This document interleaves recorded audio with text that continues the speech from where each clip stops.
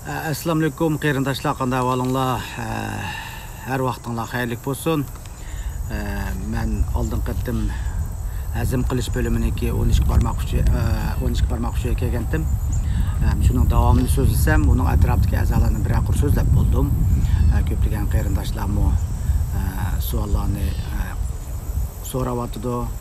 Yana deydiganim shu, davomli amal bor halqa unutib qolmasam har qatim YouTube'imda shu deb kelyapman. WhatsApp'da so'z qoldirsanglar balki menga qulaylik demoqchi.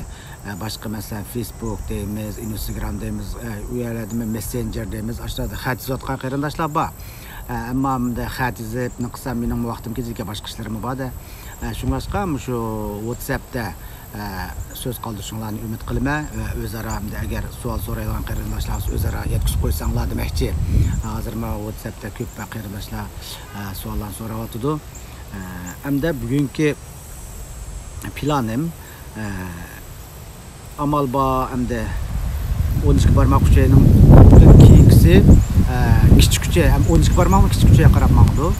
Oldin qatim shu hazm qilish bo'liminiki cho'ng jihatdagi tushuntirishda shu 12 barmoq uchining uzunligi o'rta hisobda 25 cm degan. Hamda bunday aytgancha 12 barmoq uchidan boshlanib bo'sh uchay, uningdagi aylanma uchay deb qo'yamiz. O'zimcha tarjima qilib oldim buni. Hamda inglizchada ma'lum ko'rsatlar, mana ingliz yaponcha borki, hamda bundan keyin yaponchani dema, inglizchani dema, xitoychani dema. Ba'zilar xitoychani desa oson bildiganlar bor ekan. Nima uchun degan chog'da biz nima degan bilan Xitoyning ta'siriga uchirgan, tushunish oson bo'lish uchun, to'g'ri tushunishni umid qilaman. Nima uchun deganda oldin qatam shu oshqozon osti bezi deganni ko'pincha o'ylar qandoq bazdu deb o'ylab qolibdi. Uni odatda Xitoy vatanlarda bizniki yishan deymiz, yishan deb jiqonlaymiz. Shuni so'zlagandim. Shunga ba'zi qarindoshlar bilanmay qaysi a'zodu deb nim qildi. Ma'noni ko'rsanglar, shu seriq a'zo, shu seriq turgan buni so'zlab bo'ldim. Ham bugungi so'zlamoqchi bo'lganim 12 barmoqqa ulinib tushadigan shu bo'sh uchay bilan inglizchada hamda jejunum deydik, uningki aylanma uchay, ilyum deydik.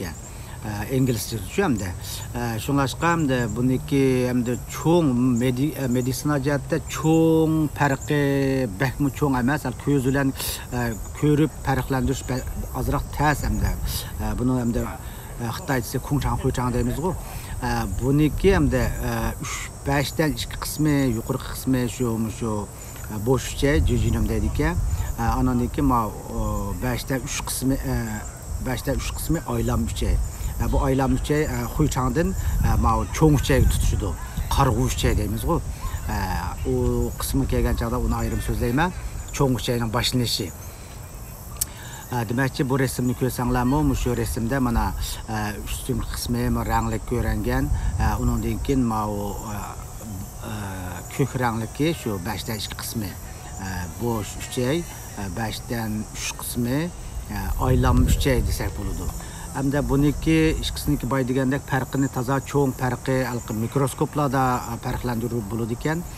Qandaqsiq degan chog'da shu bo'sh uchayniki nima uchun bo'sh uchay deb ism qo'yildi degan chog'da buniki hazm qilish nimasi iqtidor bak kuchli ekanda. Kichik uchay hammasi hazm qiladi, ammo shu qisminiki hazm qilishi tiz bo'ladi ekan. Shu odam o'lgandan keyin operatsiya qilgandan keyin o'rta hisobda chiqqan natija bo'sh uchayda hech kim qolmagan. His qilib shuni bo'sh uchay deb ism qo'yibdi ekan. Demakchi hamda buniki asosan ikkisiniki cho'ng farqi yo'q. Shunday bo'lsa-mu hamda meditsinada ozroq farqlar ichidagi tweetlariniki zichligi degandakchi. Shu farqlar bo'ladi ekan. Andan keyin shu kichik uchayniki uzunligini oldin qatimi degandim. 6 metrdan 7 metrgacha bo'ladi bir hisobda. Bu hamda millatga, har bir davlatlarga nisbatan, davlatga odamlarga nisbatan o'xshash bo'lmaydi ekan. Shu o'rta hisobda 6 metr bilan 7 metr oralig'ida bo'ladi. Hamda buning birdan bir bu kichik uchayniki small intestine inglizcha bu birdan bir hamda nimasi funksiyasi xizmati energiya qabul qilish. Ko'pincha o'ylab o'qimiz, ammo badanimizni nada qabul qiladigan deb o'ylaymiz, ammo ko'p holda shu kichik uchayni qabul qiladi. Shunga ham cho'ng uchayda suv qabul qilinadi. Asosan cho'ng uchay kelgan chaqda uni ayrim so'zlayman. Bugun shu kichik uchayniki azroq farqi, uningki uzunligi degandek qismlarni so'zlaydi deb o'yladim. Buniki hamda cho'ng bir qandaqsiga bizniki shu badanimizda shu kichik uchay orqali qabul bo'linadi oziqlar deganda tweet deymiz-ku, Uyg'urchada tweet deb qo'yamiz. Bunimi alqa ma'risimni ko'rsanglar o'qisizlar. Mush gilamga yoki bo'lmasa adiyal deb qo'ymizmi? Adiyalga o'xshaydiki, adiyalning tweeti yoki bo'lmasa gilamning tweetiga o'xshash bor medikalda-chu, medisinada. Shunlashqa mushningda masalan uningdimi alqa doktorchilikda agar bu masalan shu gilamniki suv sumirchalik bak kuchli kelsa ig'irib ketadi degan misollarni keltirganka, shuning o'xshashlam. Hamda buningda bu ma ko'rgandek mushniki orliqlardagi qon tomirlar orqali, qildam qon tomirlar orqali har xil protein deymiz, oqsil, andan keyin may qismi deymiz, har xil o'zimizga keraklik badanimizga kerak narsalarni kichik uchay orqali sumirib, andan keyin faqat sumirilib bo'lmagan qismini cho'ng uchayga bay deganda oylam uchay qo'ychaniki tutishadigan qismi qarg'u uchay demdik.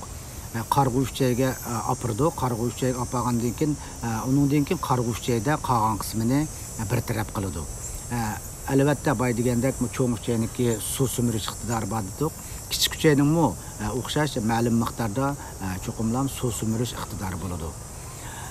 Hamda shu bugun so'zlamoqchi bo'lgan qismi hamda asosan mushu, hamda bir hisobda bu sizlarmi anlagan bo'lishinglar mumkin. Bu kichik uchayda kasal asosan oz bo'ladi. Nima uchun degan chaqda buniki harakatchanligi, tweetning ko'pligidan qon aylanishi yaxshi bo'lg'achqa kichik uchaylarda kasal oz bo'ladi. Agar masalan oddiy mushu oldin qatim oshqozon so'zlagan chaqda, qizilmashning so'zlagan chaqlarda so'zladim. Cho'ng operatsiyalar tushgan vaqtida, ya'ni shu cho'ng uchay, shu kichik uchayni apirib, u operatsiya murakkab operatsiyalar hamda xapmanglar. Uni apirib shu nimaga oshqozon ulab, shu oshqozonning rolini o'tash nimasi bo'ladi. Shunlashqa oshqozonmi masalan 3/2 qismini kesayotgandimi shu burunqidek yana shu kichik uchaylarniki yordamida shunday yaxshi rol o'taydi. Andan keyin qizil yo'ngashnikini shu qizil yo'ngashning qismidan so'zlagandim. Uningdimi shu meniki onglig'inim hamda o'zim ko'midim. U hamda cho'ng operatsiya, umumiy ko'krak bo'limining operatsiyalari yoki bo'lmasa bash a'zo bo'limining operatsiyalari deymiz. Agar qizil yo'ngash roki bo'lib qolsa, bu rahnimi qizil yo'ngashni kesib, kichik uchayni apirib shay bo'laydi.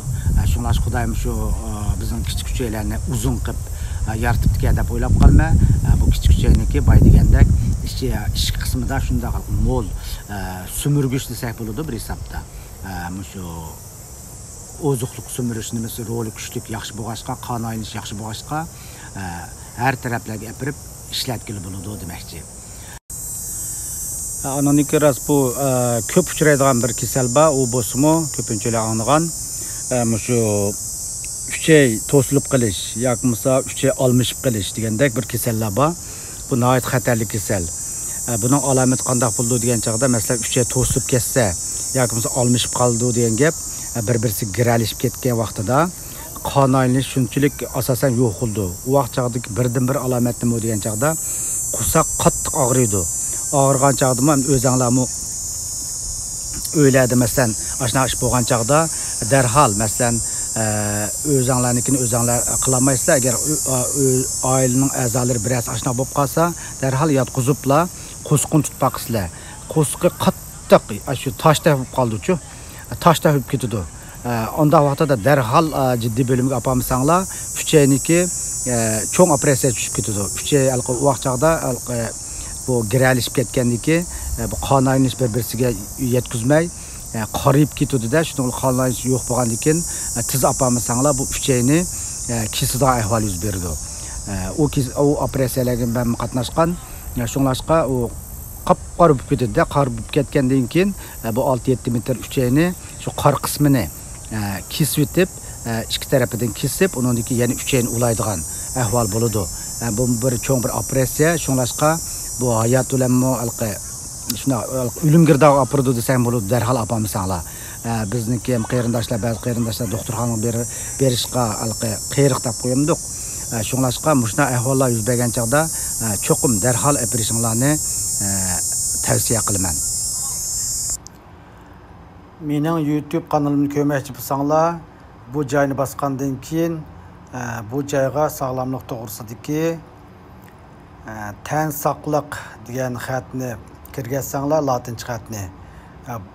Onundan keyin yoki bo'lmasa Mehmetcan Qurban deb kirgizsanglar, burunqi videolarim butunlay chiqadi. Rahmat sizlarga. İkinci nokta bugün sözleydiğim hamda bunun hamda men amal az sözleşik tirişme ama qarindoshlar o meniki davomli chiqaramayapman. Shunday bo'lsa-mu men yaponchadan tarjima qilib chiqarayotgan odamlarning badanidagi ajoyiblar deganni tushuntirmoqchi. Odam badanidagi qiziqarli ajoyiblar. Bir günde tomurdaki kanın aylanışı o'ttir hesapta 19.312 kilometr bo'ladi ekan. Odatda qon tipini 4 xil cho'ng qon tipi bilamiz. Amaliyotda 29 xil qon tipi bo'ladi ekan. Üçüncüsü bir odamning eg'izidagi bakteriyaning soni yer şəhərdəki adamların sonu bilan teng yoki uningdan ko'p bo'ladi ekan. Axırda bu tırnağımızın ichki qismi teri bilan tutuşib turgan yerdagi oy shakllik joyining ko'rinmasligi. Bu nimadan derak berdi deganda qalqonsimon ba'zida masal borligini bildirdi ekan. Buldamsa bugun shunchalik so'zlay. Hammalarga yaxshi kunlar yor bo'lsin.